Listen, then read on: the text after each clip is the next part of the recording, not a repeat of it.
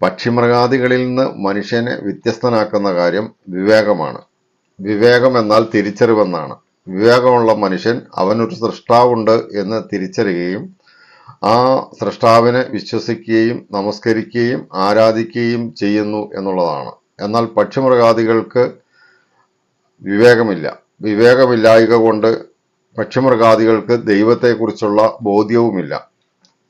എന്നാൽ ദൈവത്തെക്കുറിച്ച് ബോധ്യമില്ലാത്ത, വിവേകമില്ലാത്ത ഈ പക്ഷിമൃഗാദികളുടെ രൂപങ്ങൾ ഉണ്ടാക്കി, ബിംബങ്ങൾ ഉണ്ടാക്കി അതിൻ്റെ മുമ്പിൽ നമസ്കരിക്കുകയും അത് ദൈവമെന്ന് സങ്കല്പിച്ചുകൊണ്ട് അതിനോട് പ്രാർത്ഥിക്കുകയും ആരാധിക്കുകയും ചെയ്യുന്ന മനുഷ്യൻ ആ വിവേകമില്ലാത്ത പക്ഷിമൃഗാദികളെക്കാൾ അധപ്പതിച്ചവനാണ് എന്നുള്ളതാണ് സത്യം.